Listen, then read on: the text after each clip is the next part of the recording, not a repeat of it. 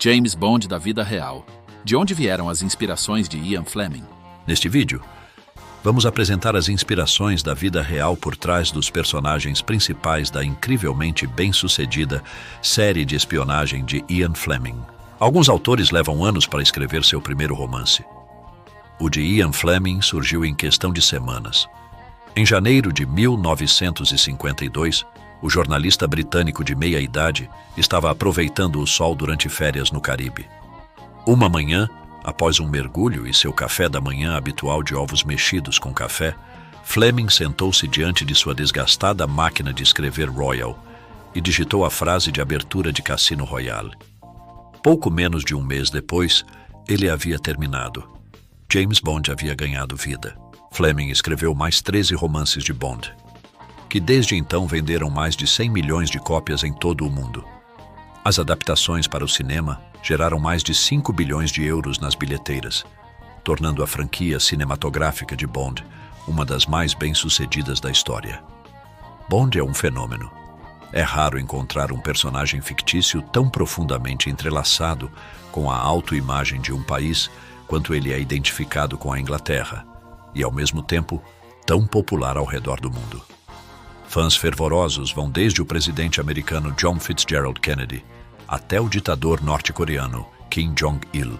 A extraordinária popularidade de Bond está enraizada no mundo e nos personagens que Fleming criou. O próprio Bond, juntamente com M, Miss Moneypenny e uma galeria de vilões, incluindo Scaramanga, Goldfinger e Blofeld. Mas esses personagens não surgiram do nada. São um amálgama de características que Fleming roubou de um elenco diversificado de personalidades que conheceu em sua própria vida. Tudo o que escrevo tem um precedente na verdade, escreveu Fleming. Então, quem eram as pessoas reais por trás de suas criações literárias mais célebres? James Bond, como um respeitado observador de aves, se tornou a prostituta suprema do mundo da espionagem. Fleming era um homem de muitos interesses, incluindo observação de pássaros. Por isso ele tinha em sua estante em GoldenEye, seu retiro jamaicano, um exemplar bastante manuseado de Aves das Índias Ocidentais, um guia de campo escrito pelo respeitado ornitólogo americano James Bond. Fleming mais tarde reconheceu esse Bond da vida real como a fonte do nome de seu célebre protagonista. Mas ele não o escolheu por acaso. Fleming queria um nome simples e confiável, que revelasse o mínimo possível sobre a origem do personagem. Pode ter havido também uma piada interna do mundo da espionagem. Na época, observador de aves era gíria para espião. Muitos anos depois, os produtores de Um Novo Dia para Morrer, lançado em 2002, fizeram uma referência consciente a isso. Quando Bond, interpretado por Pierce Brosnan, se disfarça de observador de aves, ele se esconde por trás de um exemplar do Guia de Aves do Caribe do verdadeiro James Bond. Fora o nome, esses dois Bonds tinham quase nada em comum. A aparência física do Bond de Fleming foi, em grande parte, inspirada em seu próprio criador. Tanto Fleming quanto Bond tinham olhos azuis, cabelo escuro e uma boca cruel. Como o próprio autor admitiu, no entanto, sua criação literária era muito mais atraente. Assim como Fleming estudou em Eton, saiu da escola antes de se formar, viveu a maior parte da vida sem pai e, durante a guerra, alcançou o posto de comandante interino na reserva voluntária da Marinha Real. O mesmo aconteceu com Bond. Fleming tinha uma paixão por mulheres, carros velozes, jogos de azar e martinis, contanto que fossem preparados da maneira certa. E para algumas pessoas, demonstrava certa frieza ou reserva. Novamente, características atribuídas a Bond. Ao mesmo tempo, Fleming e Bond eram muito diferentes. Enquanto o autor passou a maior parte da Segunda Guerra Mundial atrás de uma mesa, sua criação era um homem de ação.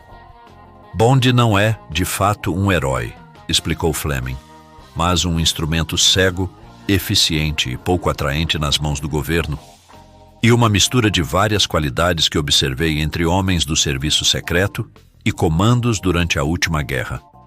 Muito do espírito aventureiro e destemido de Bond pode ser atribuído aos encontros de Fleming durante o conflito, com soldados e espiões intrépidos, incluindo os guerrilheiros da 30th Assault Unit, o grupo de comandos não convencionais que ele ajudou a criar e liderar. Alguns dos que possivelmente inspiraram diretamente o personagem de Bond incluem Patrick Dalzell-Job, um destemido membro da 30 Assault Unit, o charmoso irmão de Fleming, Peter, que participou de operações secretas durante a guerra, e o espião britânico e especialista em esqui Conrad O'Brien French, que se tornou amigo de Fleming na Áustria antes da guerra.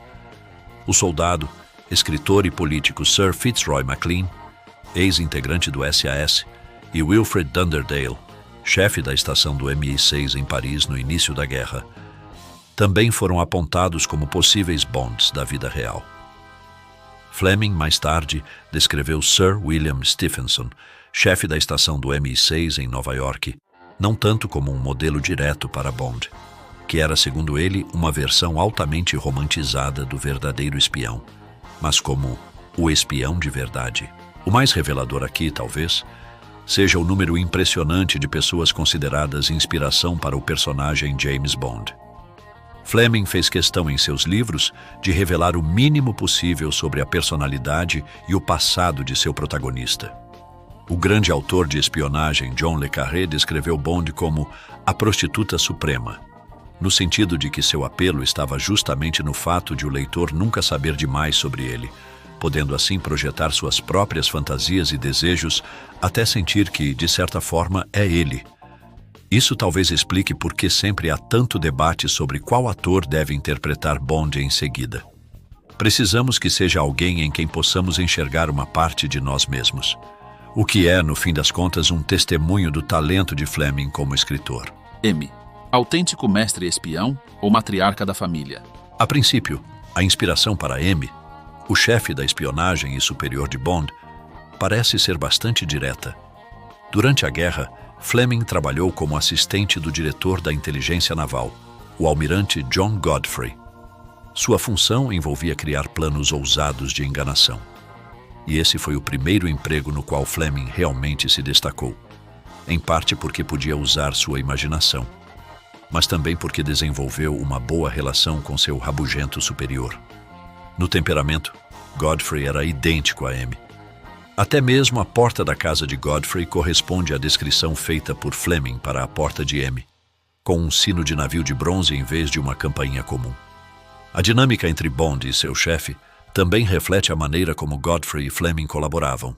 Por que Fleming chamou esse personagem de M?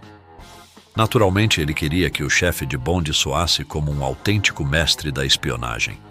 O chefe da agência para a qual Bond supostamente trabalhava, o Serviço Secreto de Inteligência, SIS, mais conhecido como MI6, era chamado de C. Mas como o MI6 ainda não existia oficialmente, dar esse nome ao personagem poderia resultar em uma advertência severa por parte do Procurador do Tesouro. Em vez disso, Fleming escolheu outra letra do alfabeto. É possível que tenha se inspirado no Major-General Sir Colin Gubbins, uma figura de destaque no Executivo de Operações Especiais que assinava suas cartas como M. Mas é mais provável que tenha sido uma referência ao mais famoso M do serviço secreto da época, o mestre espião do MI5 Maxwell Knight. Desde 1931, Knight usava o codinome M enquanto dirigia sua própria seção M e atribuía a seus agentes codinomes com o prefixo M. Ainda assim, pode haver outra explicação. Em 1917, quando Fleming ainda era criança, seu pai muito amado foi morto na frente ocidental. Valentine Fleming sempre foi chamado pelos filhos de Mocky, e alguns sugerem que M possa ser uma referência velada a ele. Mas será que M poderia se referir a outra pessoa da família? A mãe de Ian, Evelyn Fleming, uma presença forte em sua vida, era frequentemente chamada pelos filhos de M. Enquanto ele enfrentava dificuldades para encontrar uma escola ou emprego que lhe servissem, era ela quem o transferia de uma instituição ou escritório para outro. Durante as décadas de 1920 e 1930, Evelyn arranjou uma série de novas colocações e trabalhos para seu querido segundo filho, muitos envolvendo viagens ao exterior, e é fácil imaginar que cada um desses compromissos tenha parecido uma nova missão aos olhos do futuro autor. Miss Moneypenny. de paixão não correspondida à mais longa paquera da história. Ela pode ter tido apenas um papel secundário nos livros de Fleming, mas depois do próprio Bond, Miss Moneypenny é provavelmente a personagem mais reconhecível no universo criado pelo autor. Aparecer em todos os filmes, com exceção de 2, certamente ajuda, assim como ter um nome inesquecível sem mencionar o fato de ser metade da mais longa paquera da história do cinema. O modelo mais provável para Miss Moneypenny foi Kathleen Pettigrew, secretária do C, o chefe do MI6, quando Fleming trabalhava na inteligência naval.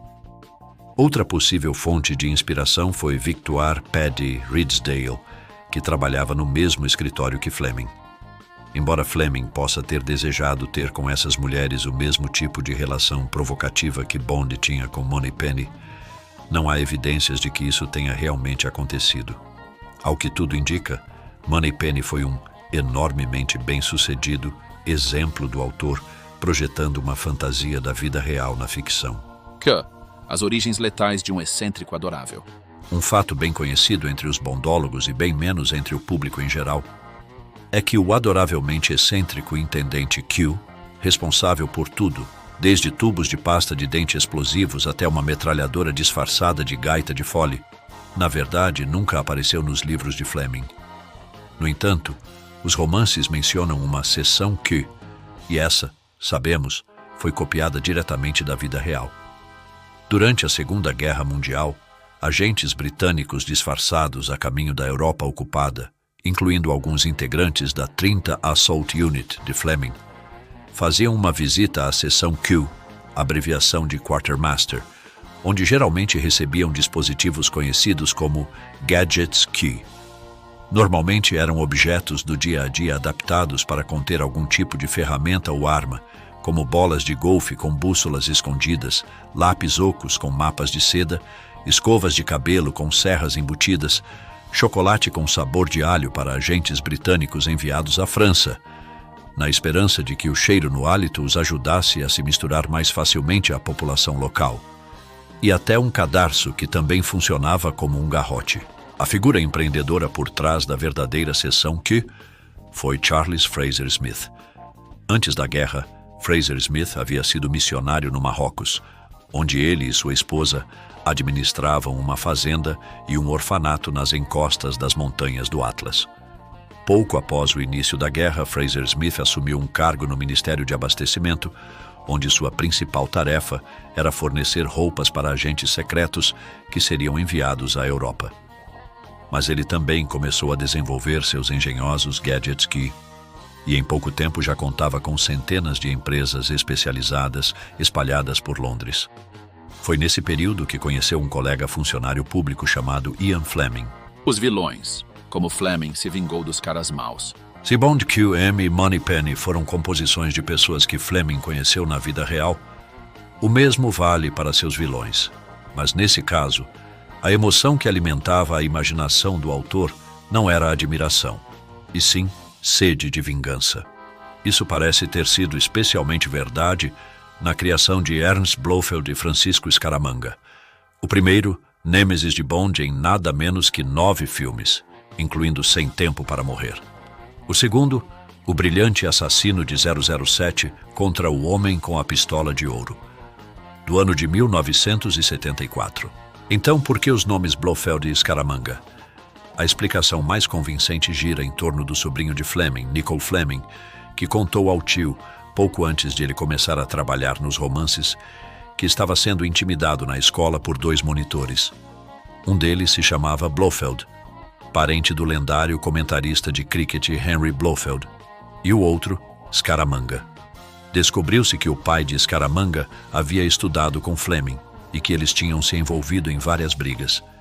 Ao que tudo indica, Fleming decidiu que era hora de acertar as contas, na ficção. Fleming também pode ter tido vingança em mente, embora de outro tipo, ao criar Ulrich Goldfinger, o contrabandista de ouro antagonista do romance e do filme homônimos, lançados em 1959 e 1964, respectivamente. Como muitos londrinos do pós-guerra, Fleming não era fã do trabalho de Ernest Goldfinger, um dos arquitetos modernistas responsáveis pela proliferação de blocos de concreto na capital. O verdadeiro Goldfinger ficou furioso com o uso de seu nome e tentou impedir a publicação do livro. Sem sucesso. Durante sua carreira como oficial de inteligência, Fleming cruzou o caminho de diversas figuras maiores que a vida, mas provavelmente nenhuma tão extravagantemente estranha quanto Aleister Crowley. E foi justamente Crowley, sadomasoquista, ocultista e considerado o homem mais perverso do mundo, quem teria inspirado Fleming a criar Le Chiffre, o gênio matemático com o olho que lacrimejava sangue, que apareceu no primeiro romance de Bond, Cassino Royale, de 1953, e no filme homônimo de 2006. Fleming provavelmente já conhecia Crowley de antemão, mas o ocultista chamou ainda mais a atenção do autor após a inesperada chegada à Grã-Bretanha, em 1941, do alto oficial nazista Rudolf Hess. Enquanto Fleming e outros ponderavam o que fazer com o alemão, Crowley, sabendo que Hess era fascinado pelo ocultismo, ofereceu-se como interlocutor. Embora a ideia não fosse tão insana quanto parecia, ela acabou não indo adiante.